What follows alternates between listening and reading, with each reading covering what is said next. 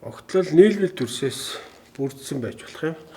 За тэгвэл нийлбэл төрсөөс бүрдсэн огтлын хувьд инерцийн моментыг тодорхойлохдоо хялбар дүрсүүдэд хувааж байгаа. Хялбар дүрс тус бүрийн инерцийн моментуудын айлгбер нийлбэрээр тодорхойлдог. Дараагийн жишээ нь тэгшинч тогтолтой шилб дундаа цилиндр хөндийн нүхтэй байг гэж үзье.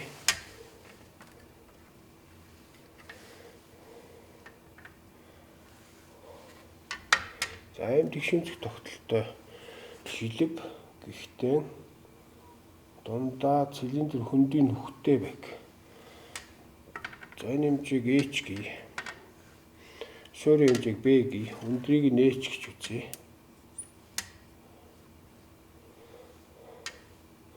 За энд огтлол дугуй огтлолтой хэсгийнх нь болохоор диаметр нь D. D гэсэн диаметртэй. За өндрийг нь H гэвэл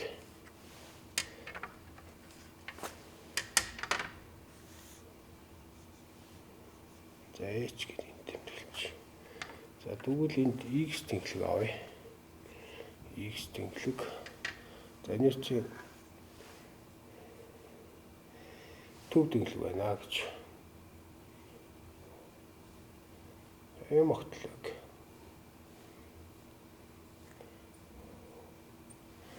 За тэгшинч тогтолтой шилб гэхдээ дундаа цилиндр хөндийн нүхтэй гэсэн үг. Ийм огтлол авъя.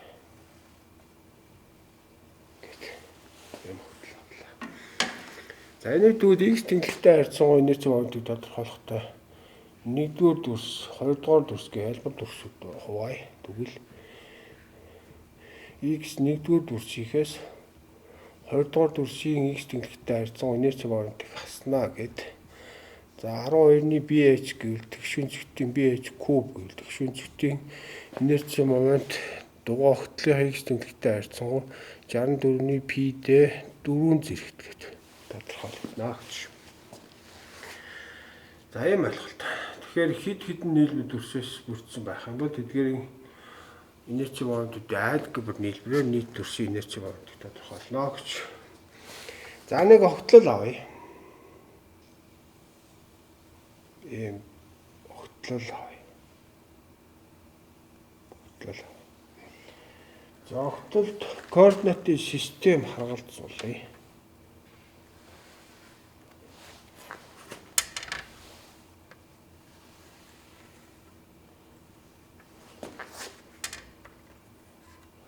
За дооллынхийг O гэх. X координаттай, Y координаттай гэх. За элементар талбай авъя. Элементар талбай огтлол дээр DE гэсэн хэлбэртэй элементар талбай. За огтлол бол нэг биетээс ийм байдалтай авсан юм аа. За огтлол хүртэл элементар талбай хүртэх зайнуудыг X, Y гэж үзье.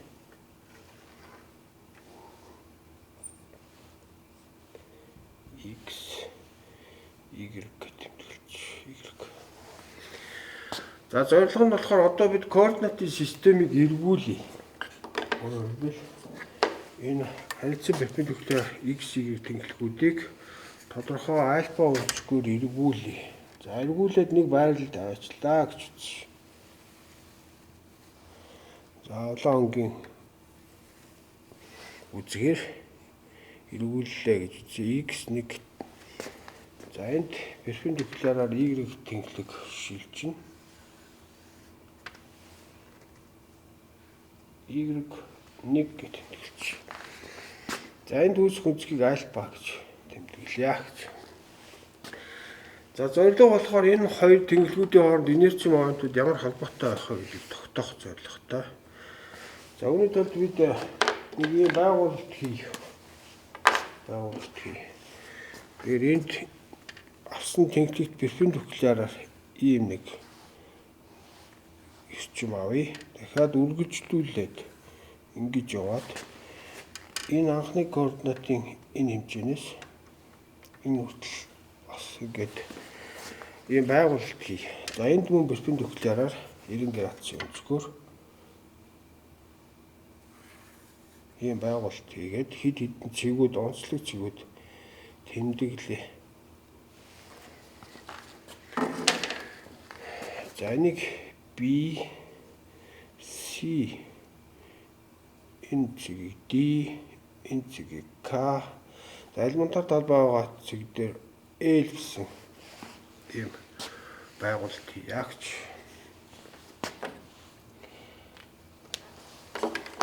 За зургаас харах юм бол тэгвэл бид XO координатын системд инерчи моментыг бичих юм бол X тэнглэгтэй харьцангуй инерчи момент нь Y зайн квадратыг dA-гаар үржүүлээд нийт төршийн талбайгаар авсан интеграл байна. За энэ Y зайн квадратыг. За Y инерчи момент нь болохоор авсан тэнглэгээс Y тэнглэг хүртэл X тэнглэгээс Y зайн.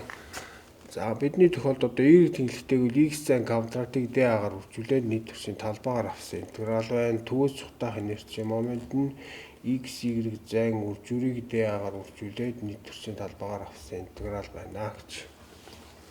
За юм болголоо. За дараагийн тохиолдолд одоогол X1 O Y1 координатын системийн хувьд анхаарал үзье. Энэ үед анхаарал үзье. Одоо бол координат өөрчлөгдсөн байгаа. Тэгэхээр эндээс энэ хүртэл за X1 координат болно. X1 координат. За энэ хэсэг зай болохоор за энэ дээр нь зурчих дөө. Энэ бол Y1 координат бол юм болголоо. За зургаас харах юм бол X1 координат нь OC хэрчмийн уртаар тодорхойлогдох буюу за биднийхээр OB хэрчмийн урт дээр BC-г буюу OB дээр KD-г нэмье.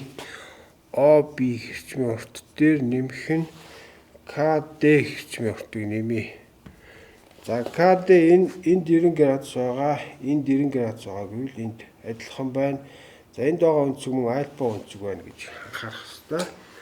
За ингэж байгаа бид анхны координатуудаар энэ хэмжээчүүдийг илэрхийлье. OB хэрчмийн уртыг илэрхийлэх юм бол X координатыг налсан катет буюу косинус альфаар үржүүлж байна.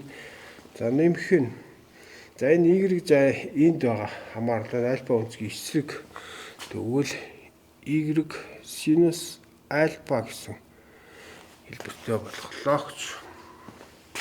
За Y1 координатыг анхаарал үзье. Y1 координат.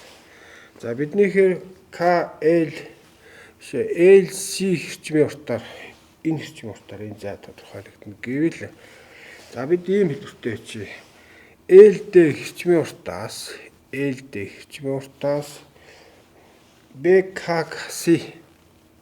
BK гэсэн. За тэгэхээр өөрөөр хэлбэл ингэж авдаг учраас анхны энэ YX координатуудаас хамаарна гэсэн үг. За LD нь болохоор Y биднийхээр бол энд альфа үнцгийг наалсан байна. Косинус альфа болголоо хасах нь. За энэ X координатын энд байгаа утга гэвэл синус альфа болж ийн X синус альфа гэдэг юм болголоо. За ингээд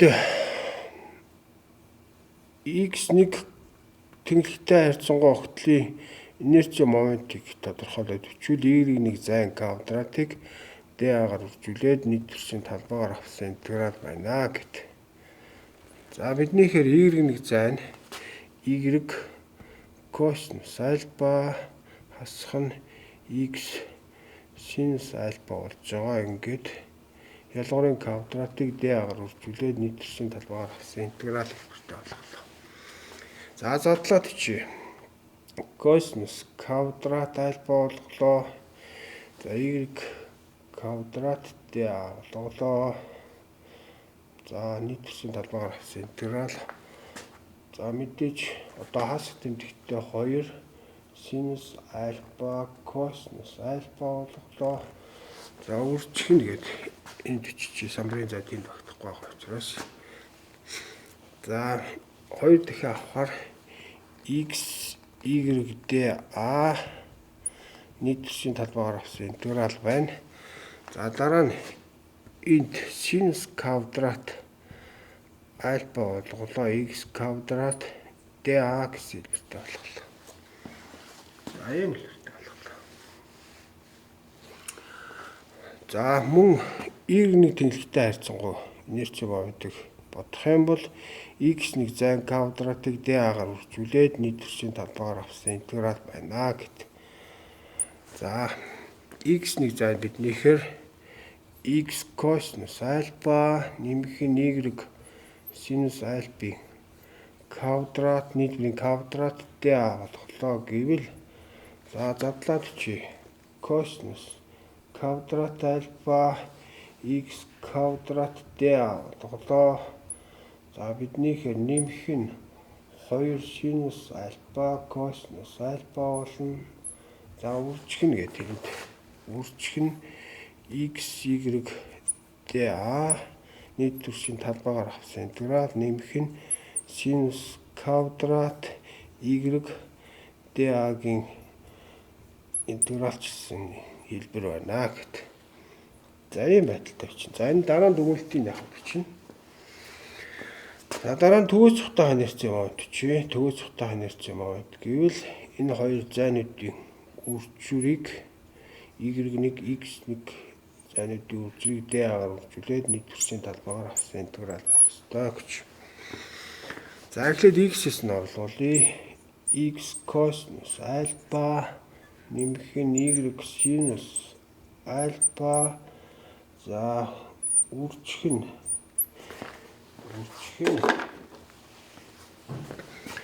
за энэ координат орж ирлээ. Y косинус альфа хасах нь x синус альфа dA-гаар үржүүлээд нийт төрхийн талбайгаар авсан интеграл байна гэдэг. За энд чи задлаад чи. За косинус квадрат альфа x y dA болголоо нийт төрхийн талбайгаар авсан интеграл. За энэ хоёроос авсан. Одоо бол нэмэх тэмдэгтэй синус альфа косинус альфа y квадрат dA-гаар үржүүлээд нийт төрхийн талбайгаар авсан интеграл байна. За дараа нь энэ хоёрын үржүүр байна. Хасах тэмдэгтэй синус квадрат альфа x y dA нийт төрхийн талбайгаар авсан интеграл. За дараагийн энэ хоёрын утга орж ирнэ. Сүүлийн утга орж ирлээ. Нэмэх тэмдэгтэй. За эхлээд энэ хоёрын үржүүр орж ирсэн. Дараа нь y зай үржүүр орж ирсэн. Дараа нь x-с орж ирэх ёстой юм байна. Тэгвэл синус альфа косинус альфа x-ийн квадрат dA-гаар үржүүлээд нийт төрхийн талбайгаар авсан интеграл. За ингээд энэ задрагааг харах юм бол энэ x тэнхимтэй харьцангуй инерци момент байна. За энэ y тэнхимтэй харьцангуй инерци момент, энэ төгөөж цухтах инерци момент байна. За мөн синус 2 альфа косинус альфа утгыг синус 2 альфа гэж интегралчлалын тригонометрийн томьёо анхаарч үзье. Мөн косинус квадрат альфа дээр нэмэх нь синус квадрат хасах нь синус квадрат альфа нь косинус 2 альфатай тэнцүү байна гэдгийг анхаарад за дараах тэгшгэлийг бичье.